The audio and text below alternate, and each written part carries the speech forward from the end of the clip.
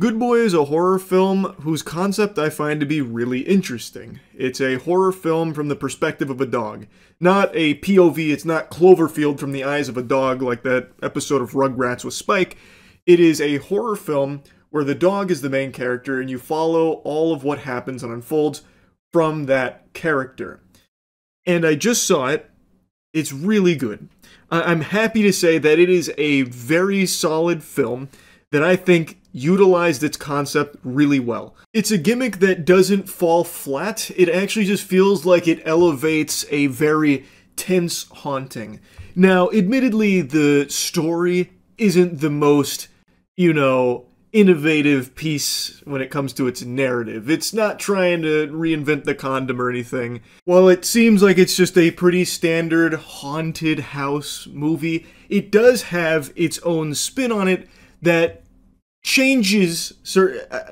I've been getting into spoilers for so many of these things, but for this one I'm going to avoid it.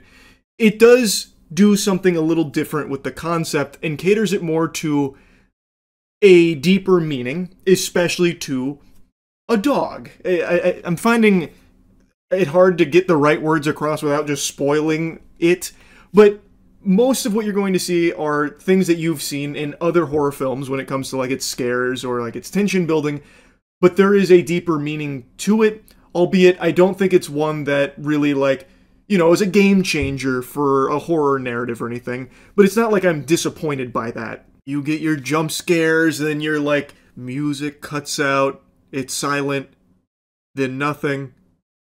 You get all of that, the same formula there, but using the dog as the main character and having that perspective does make it feel fresher. Like, it does breathe a little more life into it. And the way the movie is shot, I think, is extraordinary. I really like the cinematography here. I think they have some very creative shots that help elevate things that otherwise would be pretty stale in other movies. So, since you follow the dog, you never really see, the full face of his owner, Todd. And Todd is sick. Todd is very ill, and he moves back to the old family home where multiple generations of their family have died at a young age. And his sister really doesn't like that, so she's trying to convince him not to and tries to talk to him pretty often to get him out of there. He refuses. And he takes his dog, Indy, to this house to live with him, their new home together. The house is haunted, and there's a lot of spooky noises going on, and some kind of weird monster creature that shows up occasionally before disappearing and stuff, and it's trying to, get Indy and get Todd. And this entire time, you spend the whole movie following Indy. And since you're following Indy, you never really see, a full picture of things that includes Todd. So you never really even, see his face. You get, these silhouetted outlines of him pretty often. When he's watching TV, you'll see TV from a bigger perspective because to a dog it's much larger, and then you'll see some things out of the corner, and it's really cool. I love the way some of the shots look, and it makes it more tense. And I think the choice to follow the dog makes you naturally more emotionally invested, especially if you're already a dog fan. If you already have some pets of your own, you're going to feel, I think, a lot more emotional in certain scenes where the dog conveys so much. It really does seem fear and being frightened and analyzing the unknown. What does it all mean? And not fully understanding what's going on, with Todd and wanting to be there for Todd because he's so loyal to Todd. I think the dog actor Indy did an amazing job. And interestingly enough, at the end of the film, the director, Ben, is talking about how they made this. And Indy is not a trained dog actor. It's just Ben's dog. So him and his wife and his dog, over the course of 3 years, filmed this movie in 1 to 3 hour chunks. Shoot days. They filmed for an hour to 3 hours, depending on, how cooperative Indy wanted to be over the course of 3 years. And I think the results are extraordinary. I think that all that time they put into this, all that passion is very clear on the big screen. It was a joy to watch. And I think they really did a great job with Indy, and I think the fact that Indy is not some kind of like Air Bud prodigy or something, like a protege to the Air Bud lineage or something, really helps, because it does just feel like a guy's dog who is now experiencing all this paranormal shit around it while seeing its best friend struggling and going through so much. It just makes it feel much more real and a lot more sad in certain aspects, again, without trying to get into too many spoilers.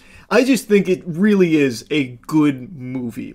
Though I think some people will probably find it boring, because it's not a film that is like, fast-paced, nuts to butts, scares out the wazoo or anything, trying to have you on the edge of your seat throwing popcorn in the air. Like, it is a slow burn. And for me, I really liked that. It's not a long movie, in fact, it's a very short movie, but that's not to say that it doesn't deliver a full experience. I was very satisfied with this, but I do think there will be people that come out of it just thinking that it was all just a one-trick pony, relying on the gimmick of the dog perspective to sell an otherwise bland horror movie. I think there will be people with that take. I'm just not one of them. I think it did something different, and it tried something new, and I think it did it well. Would I have liked to see a little bit more in terms of horror? Sure. But I think what's here is executed well, and I think their spin on it is something that will resonate with people that bother to pay enough attention to it, especially if you are a pet owner. I won't yap about it too long, but I will also mention that I found it extremely cute that they did the behind the scenes at the end of the movie to show you how they got Indy to do certain scenes. And I just thought it was so cute. It's no easy feat being able to have a dog perform in a movie like this. And they didn't try and force it or anything. They just did these short work days over the course of 3 years. This is a longer development time than a lot of Marvel projects get. And so I really appreciate that dedication to it and just wanting to build something special. And as the director mentions, this was like a family project for them. And I think they did a great job. I also couldn't help but get some Courage the Cowardly Dog vibes for certain scenes, especially when it came to how they lighted certain elements of it. Like scenes where Indy would be roaming around the house and there'd be this strong moonlight illuminating some very, specific piece of furniture as darkness creeps up on it. I did get some Courage vibes. Maybe I'm just, picking up on something that wasn't there. Courage the Cowardly Dog is one of my favorite shows ever made, and clearly the concept here of a horror movie from the perspective of a dog kind of fits in line with, Courage the Cowardly Dog and that, but I don't know, it really did seem like there were moments where there was definitely some influence there, which I appreciated. Regardless though, I think this was a good movie. I would recommend it. I thought it was something new and something fresh that I hadn't seen before and was done very well. Anyway, that's about it. See ya. Conjuring: The Last Rites, supposedly the final Conjuring film. Mainline film, I think. I'm sure they're going to keep the door open to spin-offs because this franchise prints money. Even the stinkiest garbage that spawns from it, like The Nun and The Nun 2. Oh, Jiminy Christmas. I saw both of those films and I couldn't tell you a single scene in them. I'm going to get off on a side tangent. I don't need to blabber about that. I'm here to yap about the final Conjuring movie. Is it a banger, or does it kind of go out sad with a little whimper?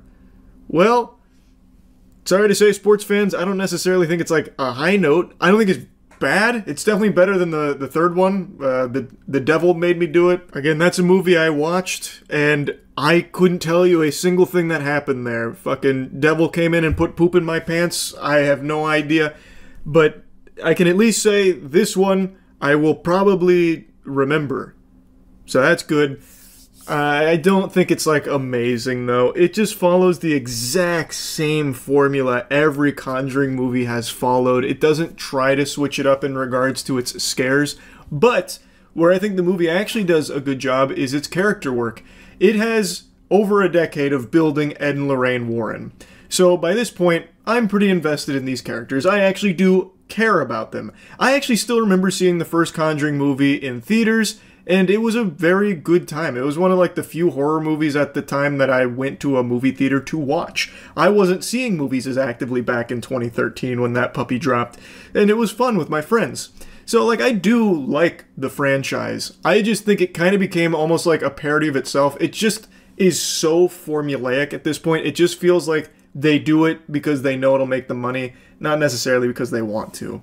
But in this film, I can at least say it seems like they wanted to send this movie off as like a love letter to these characters they've built for over a decade, and I appreciate that. That is definitely the standout of this movie.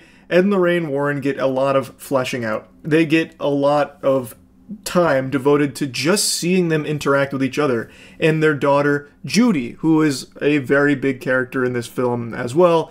Given the circumstances of her birth with demonic entities nearly killing her, that demonic entity is the only one Ed and Lorraine had ever run from, and now they gotta square off again, throw up in some pugilistic combat. A biblical smackdown ensues to save their daughter's soul. They do make a weird decision, though, where the main scary center, like the headquarters of Fright, which is a Pennsylvania home of the Smurls, based on, like, a case from the 80s with the Smurls claiming that their house was haunted and all of that. They actually don't get involved in that until, like, I don't know, 30 minutes, 40-ish minutes left of the film. Like, for the vast majority of this film, you just kind of see the Warrens hanging out, which is actually kind of okay because, like I said, I kind of care about the characters at this point, and seeing Ed come to terms with getting older and like them dealing with retirement and not being as popular as they once were and trying to figure out like, well, what's next? What's this next chapter in our life? It was actually kind of interesting. Like, I found myself caring, which is good. But of course, it's a horror movie. Like, that's not going to be where they put all their eggs in. It's obviously going to mainly be about the scares, which they don't do anything different with. Every single scene plays out exactly the same when it comes to trying to get you on edge. They go into a room in the Smurl house, and something's a little off. Wait a minute. The doll's moving around, but I just set the doll over there. Why is the doll moving around? Then the doll stops. The music is getting tense. She goes to pick up the doll. Everything stops. No sound. They stare at each other. Sets the doll down. You're expecting a jump scare. No jump scare. Then she turns around. Bing! Bang! Boom! Huge noise! Big eruption of noise because there's a scary face there now. It's just lame. It's not scary. It's not even like startling anymore at this point. It's just kind of sad. Like, I get jump scares are always going to be integral to like a mainstream horror movie. I understand that, and it doesn't bother me. In fact, I've even argued in support of jump scares being present in horror movies because I do think there is like that tension that builds up and a jump scare coming through to like cash in on it and even be like this release of all that tension. Like, it can be a very good tool. But here, it just, I don't know, it just doesn't work. You've seen every single setup before. And even in this film, they do the exact same setup every single time with no deviation at all. I mean it. Every single jump scare is that exact formula I just laid out there. Like, to a T. It's just so played out, and it seems like they wanted to do something a bit more creative when it comes to cinematography. There are some shots in here that I found myself thinking, oh, that's pretty cool. I wonder what they're going to do with it. Oh, yep, no, here it comes. It's just going to be another generic jump scare. And it's a shame, because they do have some cool-looking shots here.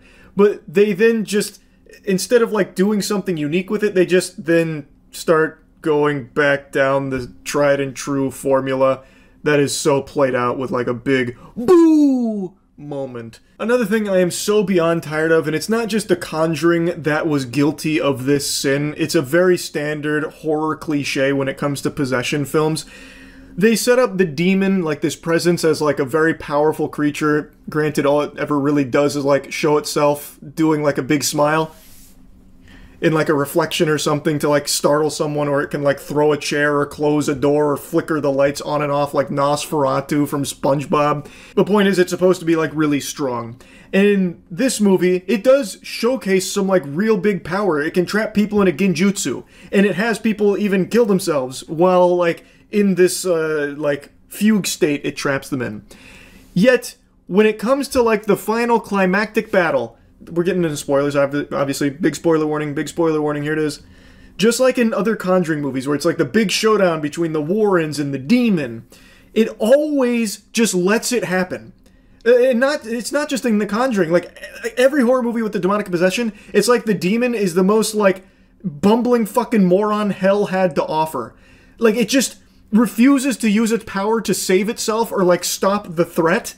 It just lets it happen. It's like it enjoys being thwarted. It's just part of, like, the fun. It's like its favorite pastime is losing. Just being a colossal fucking loser. So, like, this demon has shown that it has the ability to trap people in these states. And it does it to the Warrens. It does it to someone else that kills themselves. And then, when the Warrens are, like, directly fighting it, it doesn't. It stops doing that. It no longer wants to trap them or isolate them or anything like that. It just lets them work together to read the scripture to beat it. And, like just stop it in its tracks. But not only that, let's say maybe they were just so mentally strong that it cast out the demon's ability to grab hold of their mind. Okay, fair enough. But it also showed that it had the ability to seal doors. Like, literally just stop doors from working, close things at will. In the scene where it possesses Judy, it takes Judy to the attic to hang her. And while they have Judy under their control and are hanging Judy, well, the Warrens just climb into the attic and stop it because the demon left the ladder to the attic down. Instead of sealing the attic, which would have 100% been checkmate, it just leaves it down there. And then after they free Judy, then it seals the attic. So after it has already lost hold of Judy and its plan stopped, then it decides to seal the attic. Why wouldn't it just do that to make sure Judy is as isolated from everyone as possible so they cannot get to her? It makes no sense. For these movies to work, they have to, like, nerf all of the demon's thinking processes at the end of the film, so that way the final battle can happen. Because if the demon just did what it was already doing throughout the film, which was basically just, like, tormenting and, like, making people miserable for fun, but even if it was doing, like, that, when it was trying to enact its plan of killing Judy, it would have succeeded if it just kept doing, like, sealing the attic, or, like, making people trip down stairs and confuse them on where things were or what's real and what's not. But it just decides not to. It just decides, who gives a fuck? Like, I just wish they would write a more satisfying fight with the demon that doesn't rely on just, like, pure luck that it happens to be a fucking imbecile that they're dealing with from hell. Like, the devil of dummies. Like, it'd be better if there was, like, an actual outsmarting of the demon or something, but there never is. It's just, like, Ed and Lorraine Warren, they go into this house with no fucking plan at all. They just go in there and they're like, oh man, there's definitely a demon here. Alright, let's just wander around aimlessly, all split up. That ought to do it. And, like, even when the demon is, like, fighting them, they do nothing to fight back. Like, he doesn't even, like, read scripture or anything until, like, the very end, and then the demon blows up the scripture. Like, why didn't it just do that in the first place? Again, why not just do it when they first get there or something? Or when, like, he was separated from the book? It's just, I don't know, it's so dumb. Again, you just have to fully suspend your disbelief and just stop thinking in order for, like, the final battles to be, like, palatable.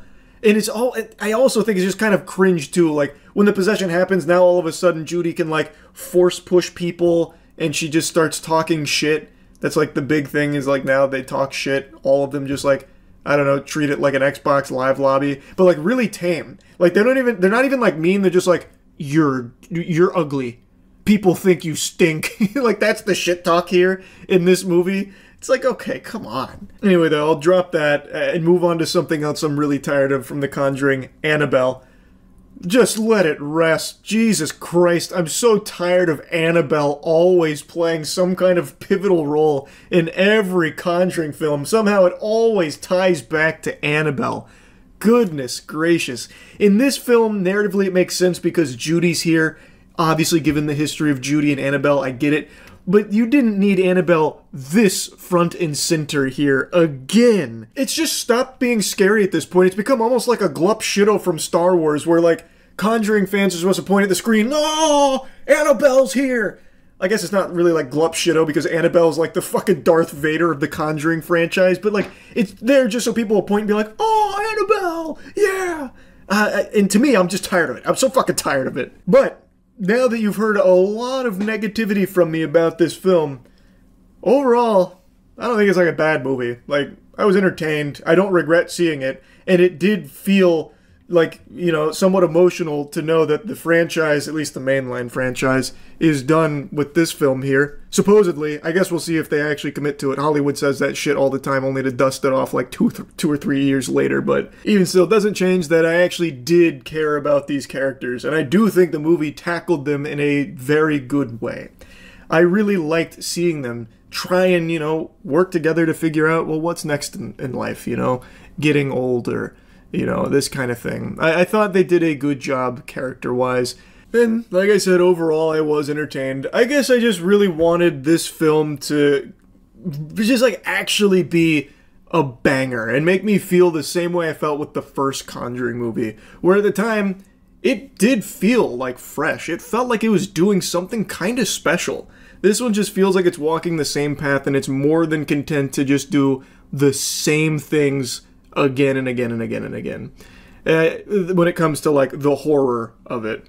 I just would have liked to see it try and spread its wings and do something a little different. Especially in regards to its ending. I'm really tired of, like, the anime battle with the demon, but it's, like, the worst possible anime battle. Like, I would have much rather they thought of a little different spin to do there for the conclusion. Anyway, though, overall, it was a fine movie. I enjoyed it. I think most people are probably going to be satisfied with it, would be my guess. Like, if you already like the Conjuring movies, you'll probably like this one. It is better than the last one, for sure. That's really about it. So, yeah. A couple of nights ago on stream, someone proposed watching every video game movie ever made and then ranking them from best to worst to find, like, the definitive best video game adaptation. And I really liked that idea, so that's exactly what I'm doing.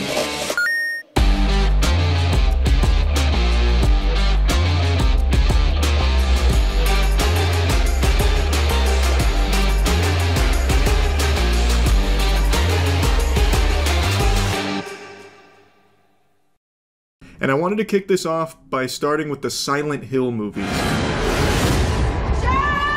To find your daughter, you must face the darkness of hell. It's okay, baby.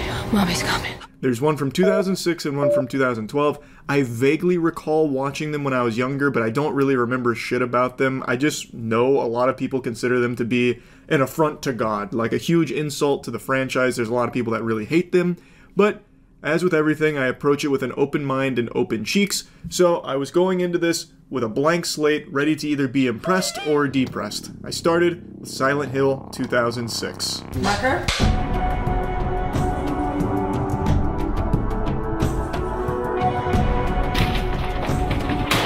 It's directed by Christoph Gans. He was a fan of Silent Hill and pitched this idea to bring it to life on the big screen, and interestingly enough, he is still closely tied to Silent Hill to this day and is actually slated to helm a new Silent Hill movie called Return to Silent Hill. So is that hopeless or hype? Well, if Silent Hill 06 is anything to go by, I'm pretty fucking hyped for it. The painting was done by a scenic artist here in Toronto. His name is John Fraser, and he probably spent 3 weeks working on the painting at night while we were building the set around him. He'd come in afterward as we went home, and he'd put the lights on and paint away. We'd come in the morning and there'd be a little more built. We actually took pictures of some of the art department people in some of the costumes of the and painted them into the painting. You probably wouldn't be able to pick them out, but there are a few art department people in there. I don't know why people poo-poo and spit on Silent Hill 06. Like, it's not like Sonic 06, you know, where it's like irredeemable dog shit or anything. What the hell is even that? This movie's pretty good. It's got tons of flaws, sure, but as far as video game adaptations go, especially for that era, it does a really decent job and makes a very, like, passionate attempt to capture what made the game special. And I think it's very clear immediately with its music.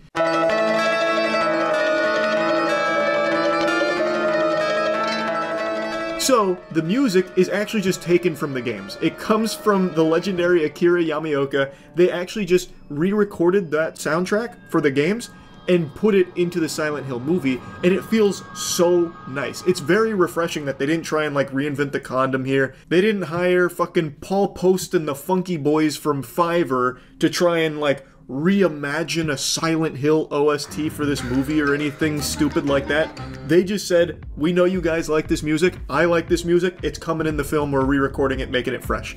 I really appreciated that. It was clear from the very beginning of this movie. So now let's dive into the actual spaghetti and meatballs of Silent Hill 2006.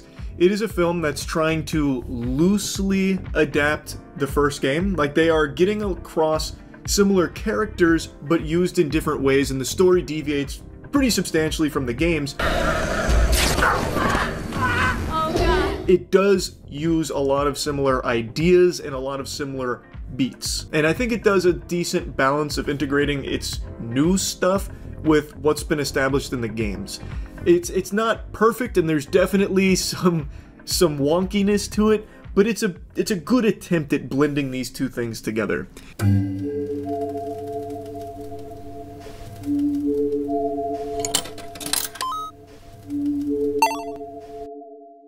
The film starts with Rose, and her daughter Sharon is sleepwalking, and she finds Sharon on a huge cliffside about to like plunge to her death because she's in a trance and envisioning going home.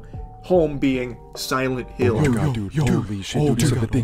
And Rose is able to stop her from killing herself just in the nick of time. It eventually leads Rose and Harry being a character you'll know from the games, to really get curious about Silent Hill. Rose becomes consumed with the idea of bringing her daughter to Silent Hill to try and help her, to try and heal her with what's happening.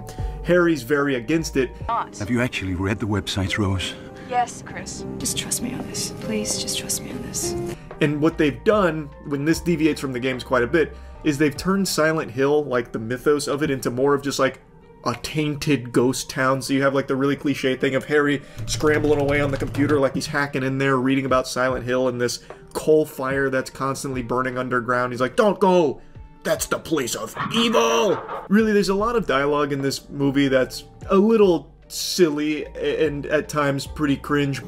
Honey, the adoption people said Sharon came from West Virginia. And Silent Hill is in West Virginia. I'm not giving up on her, Chris. But I'm willing to write that off and give it a pass, because even in the games, that's become like a core part of their identity. Some of that like cheesiness in there and the way they talk sometimes being very unnatural and odd. This town is full of monsters. How can you sit there and eat pizza? So I didn't mind it that much in this movie, though I don't know if it was fully intentional a lot of the times. Anyway though, Rose and Sharon are on their way to Silent Hill. A cop, Sybil Bennett, happens to take notice of something being a little off about the adventure when they stop for gas. And it leads to Sybil kind of chasing them, pulling them over, and then Rose, she goes pedal to the metal, Dominic Toretto mode, speeds off. It leads to a low-speed pursuit. They both crash and end up in Silent Hill. Sharon's missing. Now we are in Silent Hill with Rose and Sybil as they try and figure out what the fuck is going on. My daughter, Sharon, she's in danger. If you really cared about that little girl, you wouldn't have sped off. Listen to me, she's ill. When they get to Silent Hill, I was actually really impressed with how hard they tried to be faithful to the atmosphere of the games. Like, it's not perfect. It's always a really tall order to try and mimic that amazing atmosphere of a Silent Hill game, but the movie I actually thought did a really decent attempt. Like, they have it be like ash that's falling on them, they have the fog, there's even ways they film it sometimes where Rose is going through Silent Hill where they do like a fixed camera section. So there's multiple times where she'll be wandering through with like the lighter out in a fixed camera and you'll see her walk by and then like go to the next zone, wandering these tight hallways. I was really impressed. It was very clear that they played the games and had a deep respect for the games. I'll be totally honest with you sports fans, for the first 30-ish minutes of this movie, I was scratching my head wondering what all the hate was for. Like, what's all the hoopla about this being bad? Like, yeah, it's not perfect or anything so far, but this is a 2006 video game adaptation. You wouldn't even use the word good in the same paragraph when talking about one of those from that era. Well, I can't read. And this one out here, feeling real decent right now. Especially when it came to the monsters. The monster designs, pretty close to how they appeared in the games, and this movie used almost entirely practical effects. They would have latex suits and makeup on like dancers and shit to do like the nurses and to do a lot of the other monsters. They did a great job in that department, I thought. Now, it's not to say there's no CGI here. There is some, and it is dated. It's 2006, of course. It's not going to be amazing in that department, but it's used sporadically. It's not like the bread and butter here. They really tried to use practical effects to make it as eerie as possible with the atmosphere, and I think they did a really good job with it. The textures, whether they were slimy or dry or wet or crumbly or whatever. The game was like the Bible. Once they start really getting into their own story and their own ideas and characters, that's where things get very shaky. If you're familiar with the games, you know Harry. Big role to play in the games, you could say. In this movie, he gets nothing. That man is on the bench. Played by Sean Bean, whom I'm a huge fan of. But I gotta tell you something, Mr. Bean here got nothing to do on screen, unfortunately. Rose! He has a side plot where he's trying to find his wife and adopted daughter. In doing so, he meets some of the cops, and the cops are more privy to, like, the haunted shit and the horrid history of Silent Hill. So they try and, like, give you those little tidbits, those nuggets of lore. But that's it. He doesn't actually accomplish anything, and he doesn't ever really get anywhere. He's just always mad. Understandably mad because he wants to find his wife and daughter, but like he's only ever like talking to police, and the police are just stonewalling him, being like, "Do not go to Silent Hill. Look at the palms of my hands. They're burned." As Rose and Sybil are trying to run away from the darkness and figure out things going on, they run into Anna, who's throwing rocks at Dahlia. Dahlia, of course, is another character from the games, but in a very different way in this movie. Now she's Alessa's mom, and she's like trying to right her wrongs, but feeling like she needs to be damned, that kind of thing. Anyway, though, they meet Anna, who's throwing rocks at her, going like, "Boo, boo, heretic, blasphemer, boo, boo, boo, get out of here, boo." So Anna then tags along for some reason, basically just telling Rose and Sharon like everything that she knows. Like she's trying to get out all of the exposition she can in her short time on screen. Burning the witch held back the darkness. It stopped the apocalypse. Side tangent real quick. This is a big complaint I have about the movie, especially towards the end. A lot of what happens is basically just a character telling you, and then this happened, and then that, then there was this, and then this. We cannot forget about this when this happened because this happened and then that happened. It's just a lot of them just like filling in blanks of like narrative bits and pieces. Rose gets fed all of the exposition towards the end anyway, so all of the pieces that Harry was getting basically just get solved. Now, of course, Harry's not a new character, they just use him in a new way, or really don't use him in any way, as opposed to the video game counterpart. The movie does have new characters like Christabella, who's the main villain. She's the leader of this cult, constantly, you know, burn the witch, burn the witch. Mr. Electric, send him to the principal's office and have him expelled! This movie had some like real wacky shit to it, where like a lot of it was done for the sake of shock, I feel. The best example of that is there's this scene with Pyramid Head, and as they're running to the church, Dahlia kind of summons Pyramid Head there. And Pyramid Head grabs Anna, rips off her clothes, she's fully nude now, and then Pyramid Head grabs her skin, her flesh, and gives it like a titty twister, and then rips all of her flesh off, like she was ripping the skin off a turkey leg, and then throws it at Sharon and Sybil, who get blood on them, and they go, ooh. It comes out of nowhere. Like, nothing else like that had happened in the movie up until this point. Like, some people had been eaten by bugs, but there was nothing like that. It just comes out of nowhere. So it does seem like there was a huge emphasis on trying to deliver shocking moments without them necessarily being jump scares. And a lot of what the movie does is take things from the game and throw it in here, like some really cool stuff from the game, throw it in here without ever actually making it make sense. So like Pyramid Head being here doesn't really work if you know the games well. Like Pyramid Head in this movie, they don't do a whole lot to really make that work because it really doesn't. It's all coming back! I don't like it! I don't like to think about it! But Pyramid Head is here, and Pyramid Head does look cool. Sybil and Rose, they're being, you know, escorted by the church because they believe they had no reason to believe that they were, you know, friends of Alessa's or anything like that, heretics. But when Christabella goes to give a locket back, She notices that the girl in the locket looks a lot like Alessa, and thus she concludes that they must be burned because they're evil. Sybil has like this hero moment where she basically shoves Rose into an elevator and then closes the door behind her saying, "Go find your daughter." And then she stays behind and fights off the cult. Fights off. I'm using very loosey-goosey. She has a gun, but the gun's empty. The cult doesn't know that, so she's keeping them at bay. And then for some reason, instead of just like keeping the bluff up and leaving, she clicks the trigger, nothing happens, smiles, letting them know that there's no bullets, and then she gets beaten within an inch of her life.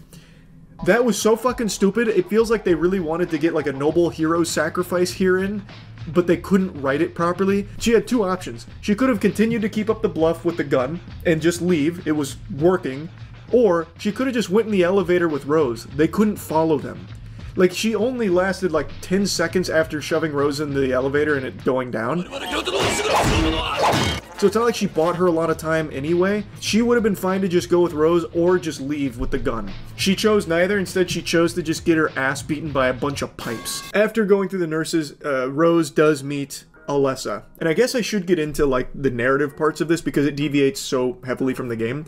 Even though they have characters that are from the game, like Harry and Alessa, of course, being like the main thing about this movie that moves it along. Alessa being this kid who has superpowers and basically traps everyone in this nightmare of Silent Hill. Well, her movie portrayal is very different than the game. In the movie, she's a witch. So she was bullied and abused and eventually burned as a witch. Burned by Christabella and all of the followers there of the Brethren.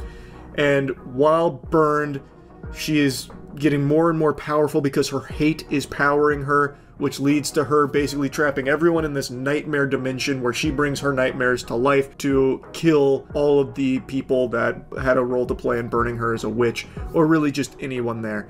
And as her hate grew, she wanted to carve off a piece of her soul that was still innocent and could feel joy and love, and so she carved off that piece of her soul, which was Sharon.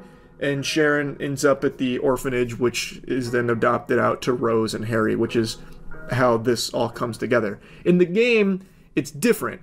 While yes, Alessa still does carve off her soul into Cheryl, that whole witch thing is never really a piece of it. I'm no man, I'm a man. If you've seen this shit. That decision to go the witch route, I don't think is a bad call, but it's not really used overly well in this movie. It boils it down to like, Christabella and the cult, burn witch, always burn witch, we must, it's the righteous, the Lord demands this witch be burned, constantly. Just wasn't a huge fan of that change. I don't think it worked overly well, because then Christabella just becomes a really weak villain, because she's so one-dimensional. Just always, burn it!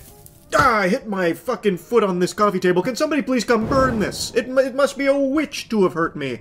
Alessa wants to punish everyone. She hates everyone. Sharon is a piece of her that's not hateful at all, but they're still the same person. And this Nightmare of Silent Hill is Alessa's creation to punish them, but she can't get into the church where Christabella and all the others are because their blind faith repels her for some reason. Rose hugs Alessa, and then they fuse together, like digivolve together somehow. Let's get towards the end, because that's where I think everything really kind of falls apart. I thought they did the ending terribly. At the end of the film, Christabella finds the real Sharon, not Alessa. Sharon was being protected by Dahlia, so they track down Dahlia and then find Sharon that way. So now they've got Sharon, Dahlia, and Sybil. All of the demons are here now, and they're about to burn them all.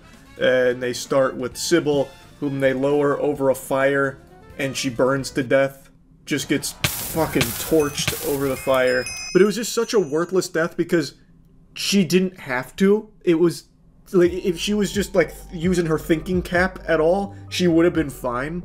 Eventually, after they fuse, Rose and Alessa, she goes to the church and she gives like this really big monologue, like this big speech about how she's a liar. Christabella's a liar, keeping you all in fear. You're all damned because of her. There's no witch. She was a misunderstood youth. She wasn't evil. You made her that way, and now you've trapped yourself in her hate. It's a monster you've created. Like a very cliche monologue. And then Christabella just stabs her. No, she didn't. Oh, this bitch is crazy. Rose gets stabbed and she's leaking out darkness because Alessa fused with her, and it allows Alessa into the church. So she comes up on a bed with a bunch of barbed wire and just starts slaughtering everybody, ripping them to pieces. Oh no! Give me the strength to save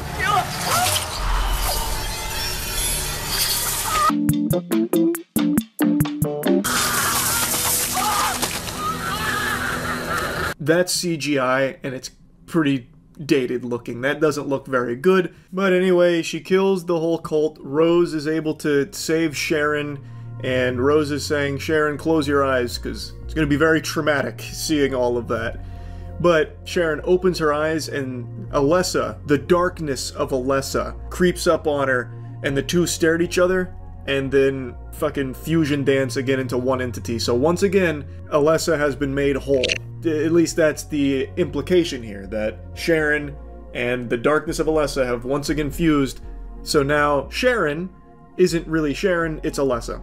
So the movie ends with Rose and Sharon, who is Alessa, leaving Silent Hill and going back home to Harry.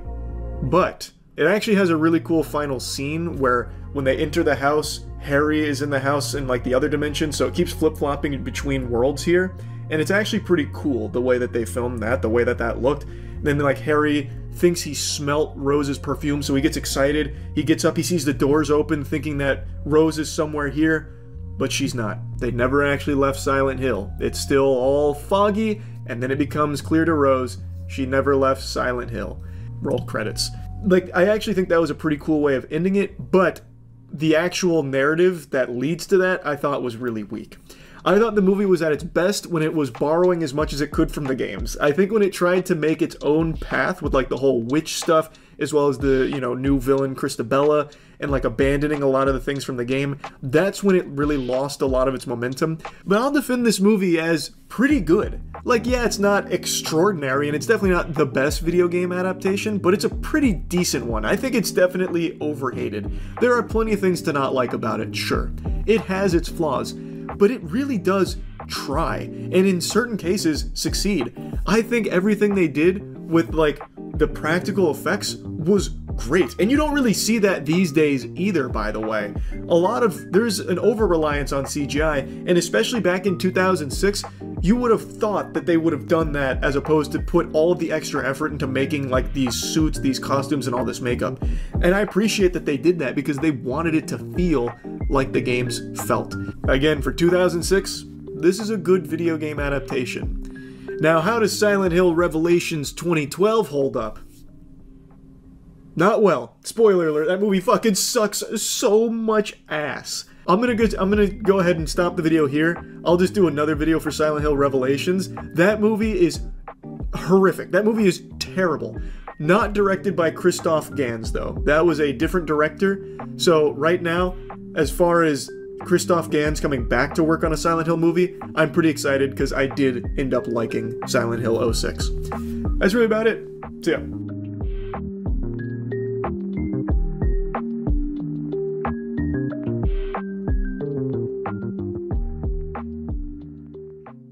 There's no shortage of YouTubers that try and transition from making YouTube videos into movies. A lot of channels have tried to take that plunge before, but almost every single time it crashes and burns and is always just a fruitless endeavor that is only good for pointing and laughing and shooting spitballs. But there is one channel that has done it extraordinarily well. Raka Raka. Danny and Michael Filippo. I hope I didn't butcher their last name. I'm never entirely sure how to say their last name. They made a horror movie called Talk to Me, which I think is an absolute slapper of a film. And now they've just released their second horror film, their second A24 horror flick, Bring Her Back, which I actually think is even better than Talk to Me. It's a very different film. It doesn't try and do the same things. It is still a horror film, but it's more akin to something like Hereditary, and I think a lot of people are going to be making that comparison with this film. And as all of you know, Hereditary is like my favorite horror movie. I think that is a masterpiece all the way up until like the last 10 minutes where I think it kind of eats some major ass. It just goes into like really big horror cliches, which a lot of people really don't like my take on. That's a bit of a spicy take for me, but I just really don't like the last 10 minutes. It falls into just like a Blumhouse schlock fest at the end, even though I like the reason it happens, and I also like the actual final, like, last couple scenes. But where they just go through, like, the haunted house of, like, banging head on wall, naked dude with winky out, fucking wiener hanging, like, I think that was a little lame. But I still think Hereditary is one of the best horror films in general. And bringing her back feels a lot like Hereditary did, where it's not trying to, like, jump scare you and get you with, like, a boo! You've been startled, get spooked, loser.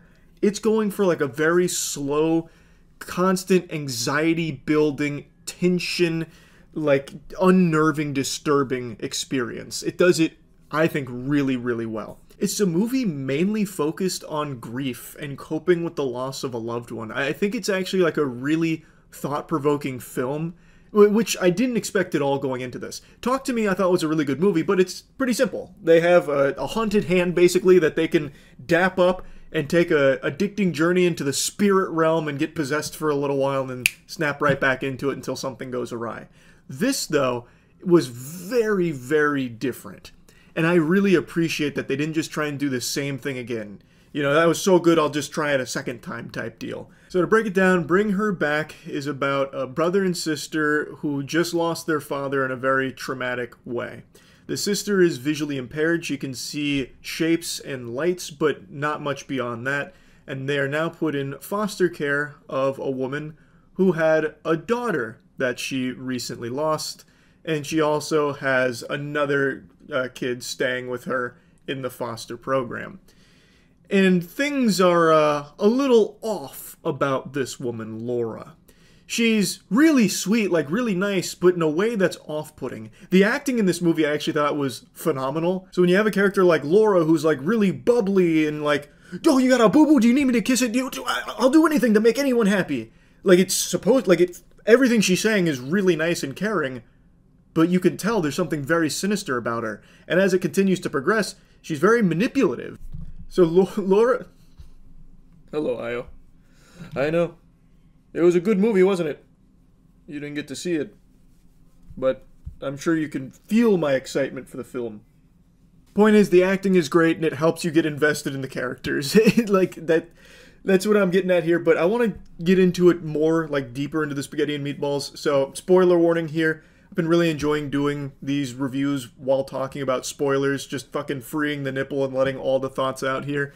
So, Laura, I think, is a character. She's obviously the villain, but it's a villain that you can really kind of almost understand to a certain degree. She's lost her daughter. That is one of the worst things that can happen to a parent. And she will do anything for the chance to see her daughter again. What parent wouldn't? And she's stumbled across these videotapes that have some kind of satanic ritual that can transfer the soul of like a demon, or a demon can transfer the soul of a lost loved one into another body. So she's watching these tapes and learning how the process goes, which is why she has the other child there, Ollie. He's not part of the foster program, or at least he's not supposed to be, and she's putting the demon inside of his body so that way he can take her daughter's soul and put it inside the body of the sister. Her name is Piper. It's a plot line that we've seen explored before. Like, I have seen horror movies with a similar concept, but not executed this well. Because this film does what those fail to do. It actually makes you care a lot and has a lot to say about grief in general. Plus, it's shot really well, so there's some very creative scenes here and some really good gore and grossness to it that makes it just feel kind of like almost like squeamish at times, especially with Ollie. Like, there's a scene where Ollie's like biting on a knife and his skin is tearing as the brother Andy is watching, horrified, wondering what the fuck is going on with this kid. And it presents to you a good mystery. Though, I think most people from the title of the film and immediately upon seeing these tapes will connect the dots of what the mother Laura is trying to do here. It doesn't matter, because that's not the actual, like, big discovery of the mystery per se. I think it's pretty obvious from the jump once that's established, which is early on. It's a matter of how do we stop it. She's really good at gaslighting, manipulating Piper and Andy, and putting them against each other, where she starts to like frame Andy for like abusing her and kind of separates the two of them, so it puts this barrier up, so it makes it hard for Andy, who starts to get the sense that something's wrong after seeing everything Ollie's doing. Like, it is just done so well. And it's not a film that's like super slow with like glacial pacing where it feels like nothing's happening except for like trauma dumping back and forth or anything. The film is constantly moving and it's showing you disturbing imagery and disturbing scenes.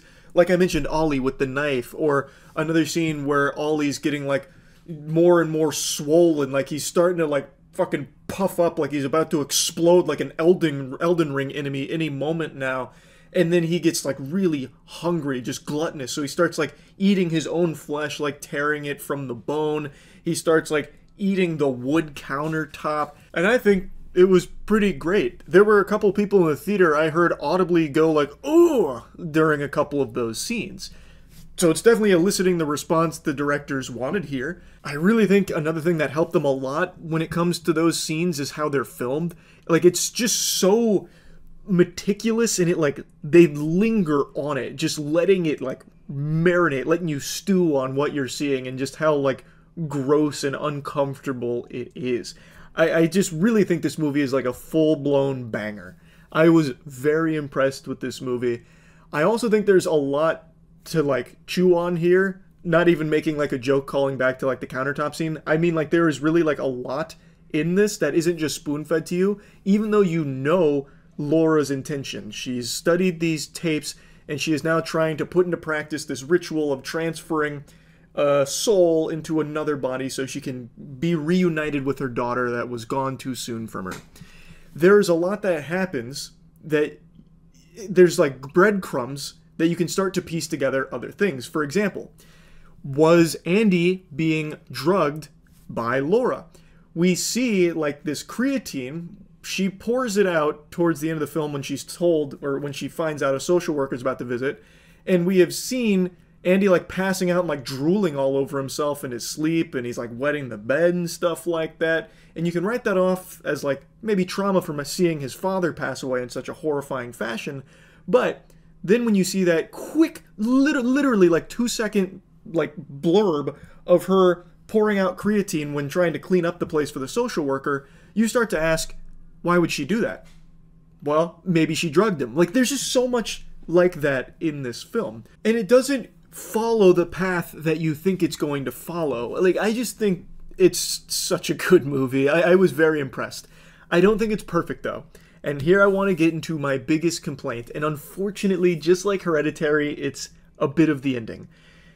At the end of the film, I do find that it was a bit underwhelming how, after everything Laura has done for this ritual, she eventually just decides she can't go through with it.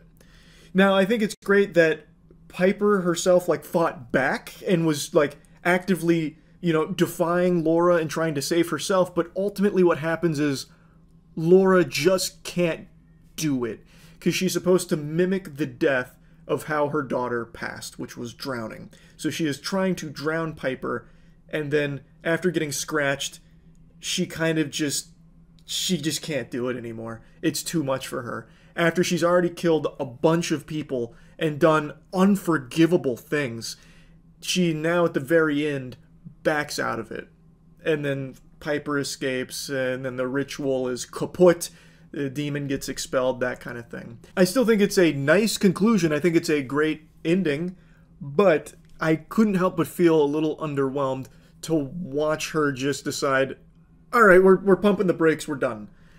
Like, it makes sense. The reason she did that makes total sense, because she watched her daughter drown, and now she is actively drowning this girl that reminds her of her daughter. So it's a very hard thing for her to do, and you can see her struggling with that as she's doing it, but she's still, like, committed to doing it, and she has still done all of this planning for so long to do it, killed so many people for it, and then at the very end, not going through with it. It just feels like, I don't know, I would have liked, you know, Piper to overcome this obstacle and defeat Laura, or some kind of like karmic justice for Laura, which I thought they were kind of building to when it came to what happened with Andy.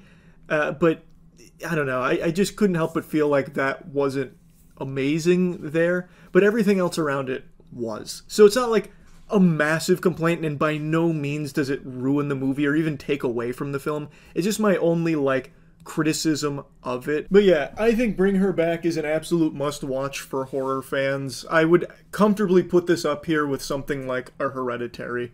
I did really like it a lot. I don't think it's as good as Hereditary, but I think it's definitely in a conversation with it, at least for my personal, you know, horror movie top films of the modern age. So yeah, that's really about it. So yeah. 2025 is a year full of cinematic surprises. Movies that I thought for sure were going to be awful, like Hard Eyes, turned out to be good. And now, that same phenomenon has just happened again with The Monkey.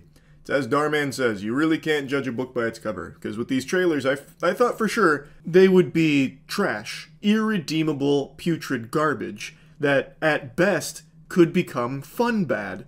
But that hasn't really been the case. I've just been enjoying them. So The Monkey is a very silly premise. There's a haunted, possessed, evil monkey doll toy. But don't call it a toy. They make that like the tagline in the movie sometimes. That's like the slogan on the back of the fucking cereal box for it. So you turn the key in the monkey and someone will die. It'll raise its hand, it starts beating its drum, and then someone dies in a really gory, quick way. It's marketed as being based on a Stephen King short, which I feel like I see in every horror movie these days. I don't know how many shorts and books Stephen King has written, but by this point, and based on all these trailers, it must be in the fucking millions, because it seems like every concept ever Stephen King wrote. Like, The Mystery of the Smelly Pants. It's a pair of pants once owned by Beelzebub, and now it's fallen into the possession of this unsuspecting family, and when you put the pants on, a very odd aroma starts to flood the atmosphere that makes people choke and die. A Stephen King short brought to life by the Longlegs director. So this is directed by the guy behind Longlegs. Good movie. I thought it was a little overhyped. I still enjoyed it. This movie, good movie. I think the glaze is a little too much. I think all the cream pies it's getting are a little over the top. The film, just from the trailer, you can immediately tell, knows that it's a little goofy. It's self-aware. But I thought it would still be a horror movie with some comedy sprinkled in, some tiddlywinks, some notes of comedy. But this movie is not that. It is a comedy with some slight garnishes of horror that are occasionally put in there. Because all of the kills and shit are simply used as a vessel for a joke. There is no real horror in The Monkey. It is just a full-blown comedy film. Which I think is fine. It can work if it was just better at it. Like, I don't think it's a bad movie by any means. As I said, I had fun watching it. But by the end of it, it becomes way too self-aware to its own detriment, where it just feels like everything is completely worthless. So, the monkey's beating the drum. Someone's dying. Someone's going to die. And they don't even do the bare minimum of building tension to it because they'd rather it just be a punchline. So, a quick example, in the trailer, there's the scene where the main character and that lady are walking through the house and she's about to open a closet and he's like, oh, wait, no. And then she opens the closet and a shotgun blows her to pieces. It fucking insta-gives her like it's TF2. That's the whole scene, and in the film, he's covered in all this blood and body parts and stuff, and he stands there and he takes off his glasses, cleans it, puts them on, his sunglasses, everything okay? And he's like, yep. And then he walks away. And it's supposed to be something like you laugh at, but they do that exact same gag like 8 fucking times. In all of the kills, I thought it'd be, like a Final Destination type of thing where you'd have like this crazy freak thing that they start building tension with, but it's not. It's just hits instantly for the sake of comedy. So like leading up to that woman getting blown to pieces, she's talking about all the people that are dying in really freak ways. And it just gives you a montage of like dead bodies. And that's it. Like, it shows you, like, the very end of a kill to try and make you laugh at it. Like, there's a scene, Bill, don't turn that key. And he's like, but I might. No, Bill, don't. And then as he's saying don't, it cuts to a fucking funeral and it shows that the guy had been turned into fucking cherry pie by a stampede. Like, all of the kills are just used to have the character go, yuck. And then leave. Like, it's just... like that joke loses its luster and it really takes away from the rest of the film because it's pointless. Like every death, all of it it doesn't do anything if it's not making you laugh, because the characters in the film don't take it seriously. A good comparison I'd make is to something like Scream, where yeah, there's a lot of comedy in there, but they also do get serious. There's a lot of moments in this movie where I was like, okay, now it's about to get serious because, you know, his brother is doing some fucked up shit. But no, even all that's played as a joke. There's never a moment in this film where anything gets serious. Like, he's about to lose custody of his kid, and even that's not serious. They'll just have somebody, like, blow up, and it'll be like, oh, gross. Man, Dad, why weren't you there for me? It's like, okay, that conflicting tone can be humorous for sure, but when you do it 20 times in a row, it stops being humorous. So really, the film only offers one thing: comedy. And if it's not landing for you, you're not going to have a great time with the movie. There's some good shots, and like, he shows he can film horror, but it's just not a horror movie. It's a comedy first and foremost that sometimes will dip its little tootsies into horror. But anyway, overall, I was entertained. I think it is a good movie. It's just, it really loses its luster in the second half. Like, I think the first half is strong because the jokes are landing. It's the first time they're telling the jokes. But when it gets to the second half, this shit's like Derek Zoolander. It's got one look. It's just the same joke over and over again. Here's someone dying in a crazy way with body parts flying all over the place and maybe some CGI blood and yuck. And it's not even crazy ways sometimes. Like, it felt like they were like running out of ideas for how someone should die. So you just have people like randomly blow up and it's like, whoa, they blew up. Dad, why don't you love me? And like, you hear the same joke so many times, you see it so many times that by the end it's just like, it's tiresome. They wore it out. I really think what they should have done is keep the first half the way it is, because it is working. Like, that is when it is at its strongest. But it should gradually get more serious as he's got his son here that, you know, he's trying to protect by being an absentee father, but now he can't really protect him anymore because his son's been brought in on the family secret of the monkey that controls life and death. Like, I feel like if they had played that second half more serious, it would have made everything work, and it would have elevated the comedy too, because then you can save jokes. You can make jokes hit harder if you're not just constantly having people blow up as your main source of comedy there. I do like the twin brother, though. Like, the one that's descended into madness because of the monkey. I think he was really entertaining. But his time is so brief. The star that burns brightest burns out quickest. Like, he's only there for a little bit, so you don't get a lot from him. But I feel like they could have leaned into that more, where as it's getting serious, you have that more serious tone now conflicting with this very cartoonish bad guy. Like, I think that could have worked better as opposed to just still once again relying on, oh, that person blew up. Like, I don't know. I still liked it. I didn't dislike it by any means. It's just, by the end, it really felt kind of pointless. Like, there's not even really a story to this movie at all. It's just kind of a series of deaths that people don't really react to. And that's the humor of it. Wow, that person died and they don't really seem to care. They're talking about where they're going to go eat lunch. What? That's so wacky. And I have to just mention one thing specifically because it really reminded me of the bad scary movies, like, you know, 5, where it doesn't really have a joke it wants to tell, but it feels like it needs to have one. So in this film, that's the cheerleaders. So there's a couple scenes where, like, during all this death, you'll have these cheerleaders that are going, yeah, they're wheeling the body out, wee, woohoo, and it's like, okay, how zany. And at the very end of the film, the cheerleaders come back on a school bus and they're cheering because so many people just died, and as they're leaning out of the window cheering for all this death directly at the screen, which is like a breaking fourth wall moment, which I'm never really a fan of fourth wall breaks. I think they're just kind of cringe. But they're cheering like, yeah, well, what a movie, all this death. As they're cheering, a truck comes by and it decapitates all the cheerleaders. Roll credits, that's the end of the movie. It just feels so dumb. Like, I'm using that as an example of sometimes where the movie feels like it needs to try and make you laugh, so it just does the stupidest possible way of getting to that point. And the very end of the movie, it tries to send you off with a big smile on your face with laughing at that, but nobody laughed in the theater when that came on. I heard a groan. Because, like, that's just kind of, that's really lazy. That's fucking nothing. And that's just kind of how I felt towards the end of the film. Again, I don't think it's a bad movie. I enjoyed it. Like, it's a fine film.